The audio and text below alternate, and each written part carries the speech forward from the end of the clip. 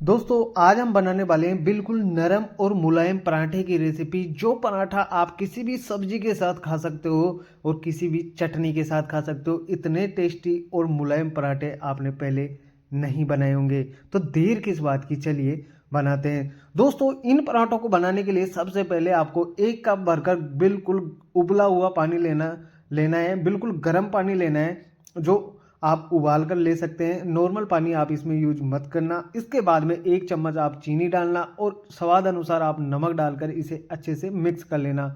जब तक चीनी अच्छे से मिक्स नहीं हो जाती आप इसे लगातार चलाते रहिए, क्योंकि चीनी और नमक अच्छे से मिक्स होना चाहिए। चीनी क्यों डाला जाता है पराठे में, मैं आपको आगे बताने वाला हूँ। अब हमारी चीनी यहाँ पर अच्छे से मेल्ट हो गई, तो उसके बाद में आधा कप भरकर आप इसमें रिफाइंड ऑयल डाल देना, जिससे जो पराठे होंगे ना इतने नरम और मुलायम बनेंगे कि आप एक की जगह 10-10 पराठे खा जाएंगे।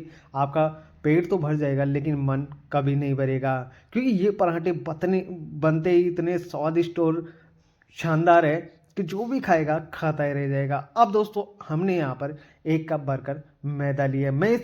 इन पराठों को मैदा से बना रहा हूँ। आप यहाँ पर गेहूं के आटे का इस्तेमाल करके भी ये पराठे बना सकते हैं। बिल्कुल नरम और मुलायम पराठे आपके बनकर तैयार होंगे। आने वाली जो वीडियोज़ होगी जिनमें मैं आपको गेहूं के आटे से भी पराठे बनाकर दिखाऊंगा कि कितने नरम और मुलायम पराठे आखिर कैसे बनाए जाते हैं।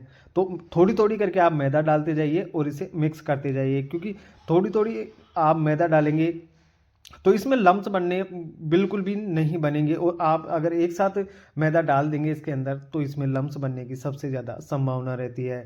तो मैंने यहाँ पर लगभग लगभग 3 कप भरकर मैदा का इस्तेमाल किया है एक कप पानी के अंदर। तो बिल्कुल परफेक्ट डो बनेगा, आपको बिल्कुल भी दिक्कत नहीं आने वाली है।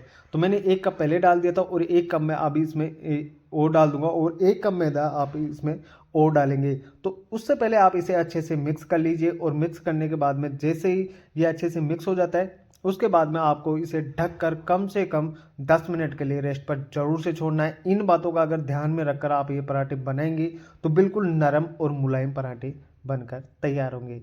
अब दोस्तों सारी जो मैदा है हमने इसमें डाल दी है। इसके बाद में आप हाथों की सहायता से इसे अच्छे से गूंथ लीजिए, और अगर आपको हाथों के चिपक रहा है तो थोड़ा सा कुकिंग ऑयल आप यहाँ पर और लगा सकते हैं, लेकिन ज़्यादा मत लगाना। सिर्फ एक चम्मच कुकिंग ऑयल और डाल देना और उसके बाद में इसे गूंथ कर आपको 10 मिनट तक इसे रेस्ट पर छोड़ देना है। जिसके बाद में जब हम इसके पराठे बनाएंगे तो बिल्कुल नरम और मुलायम पराठे बनकर तैयार होंगे।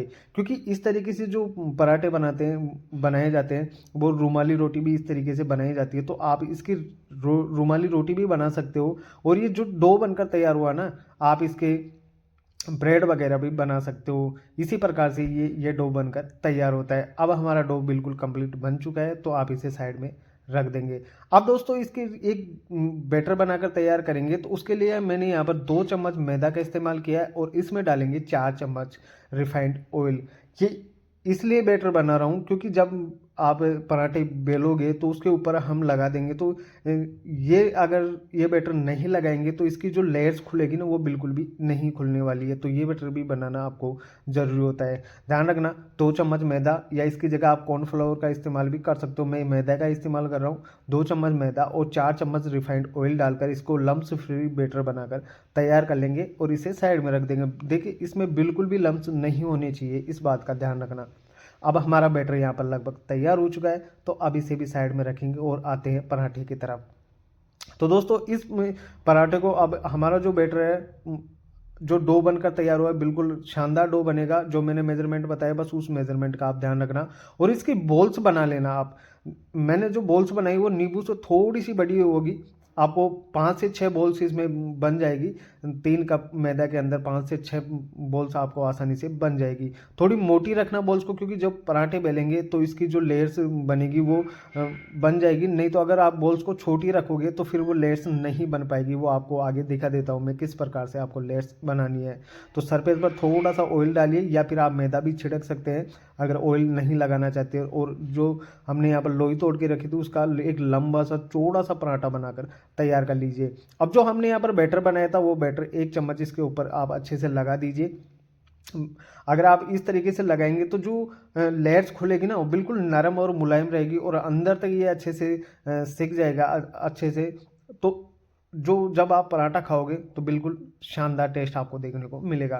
तो इस तरीके से आप जो हमने बैटर बनाकर तैयार किया था वो 1 चम्मच बैटर लगा देना, और इसकी जो साइड्स होगी उनको आप कुछ इस प्रकार से फोल्ड कर सकते हो। पहले एक किनारा उठाइए और इस तरीके से फोल्ड कीजिए, और उसके ऊपर भी आपको ये जो हमने बैटर बनाकर तैयार किया था वो बैटर लगाना है। जब भी आप इसे फोल्ड करो बैटर ज़रूर से लगाना है, तभी तो आपकी जो लेयर्स है वो खुलेगी। तो इस तरीके से एक साइड फोल्ड करने के बाद में आप दूसरी साइड इसे फोल्ड कीजिए, अच्छे से फोल्ड करना, और फिर आपको साइड से इस तरीके से आपको फोल्ड कर देना है, और फिर लास्ट में आपको कुछ इस प्रकार से फोल्ड करके इसे भी आप रख दीजिए एक अलग प्लेट में।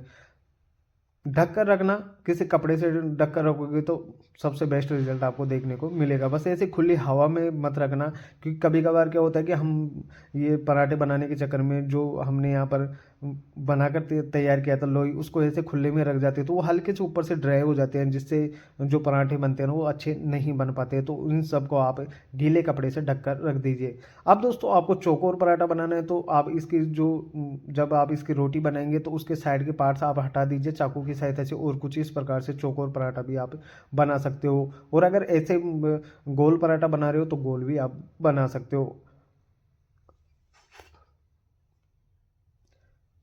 अब आप एक फ्राई पैन लेना और उसके ऊपर कुछ इस प्रकार से पराठे को बेल कर रख दीजिए। एक साइड सिकने के बाद में आप ऊपर से कुकिंग ऑयल लगाना, या फिर आप यहाँ पर घी का इस्तेमाल भी कर सकते हो।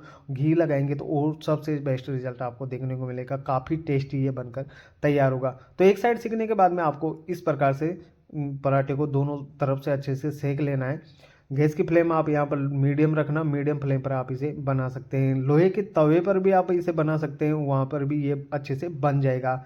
और अगर आपके पास जो फ्राई पैन होगा, जो तवा होगा बनाने का, तो उस पर अगर आप बनाएंगे तो सबसे बेस्ट रिजल्ट आपको देखने को मिलेंगे। तो इस तरीके से सारे पराठे आप बना लीजिए। आपको और भी पराठे मैं बनाकर दिखा देता हूँ कि ये बिल्कुल भी जलते नहीं है और बिल्कुल भी अंदर से कच्चे नहीं रहते हैं। आप कुछ इस प्रकार से इसे हल्के हाथों से दबा दबा कर अगर आप सेकते हैं तो ये बिल्कुल अच्छे से सिक जाएंगे अंदर तक, और जो इसकी लेयर्स खुलेगी ना वो भी आपको मैं आगे दिखाने वाला हूँ कि इसकी लेयर्स क्यों खुलती है। अब दोस्तों मैं आपको बता देता हूँ कि मैंने इसमें चीनी क्यों ऐड किया है। चीनी पराठे के अंदर जब डाला जाता है तो ये जो इसमें हल्का लचीलापन आता है, उससे वो चीनी से आता है। और दूसरी बात ये रहती है कि जब आप इसका इस पराठे को खाते हो तो उसका टेस्ट काफ़ी लाजवाब देखने को मिलता है। तो आप 1 चम्मच चीनी जरूर से, इस वजह से आप चीनी जरूर से ज़रूर इसमें ऐड करना है। अब इसके बाद में पराठे को उलट पुलट कर दोनों साइड से अच्छे से सेक लेंगे। तो सेकने के बाद में दोस्तों आपको जैसे सारे पराठे सिक जाए उसके बाद में आपको कुछ इस प्रकार से इन्हें दबाकर तोड़ लेना है, जिससे इसकी जो अंदर की लेयर्स होगी ना वो अच्छे से खुल जाएगी, सारी लेयर्स खुल जाएगी, बिखर जाएगा पराठा। फिर उसके बाद में आप इसे किसी भी चटनी के साथ या सब्जी के साथ खा सकते हो, या मेहमानों को आप किसी भी चीज़ के साथ इन पराठों को सर्व कर सकते हो। उम्मीद करता हूँ दोस्तों ये पराठे की रेसिपी आपको काफ़ी ज़्यादा पसंद आई होगी। पराठे की रेसिपी पसंद आती है तो वीडियो को लाइक करना और चैनल को भी सब्सक्राइबर कर लीजिए, ताकि आने वाली वीडियो की नोटिफिकेशन आप तक जल्द से जल्द पहुँच सके। मैं ऐसे ही यूनिक रेसिपीज़ आपके लिए लेकर आता रहता हूँ। तो आने वाले वीडियोज में हम गेहूँ के आटे से भी पराठे बनाएंगे, तो उसके लिए आप वीडियो को लाइक कर दीजिए और चैनल को सब्सक्राइबर जरूर से कर लेना। मिलते हैं नेक्स्ट वीडियो में।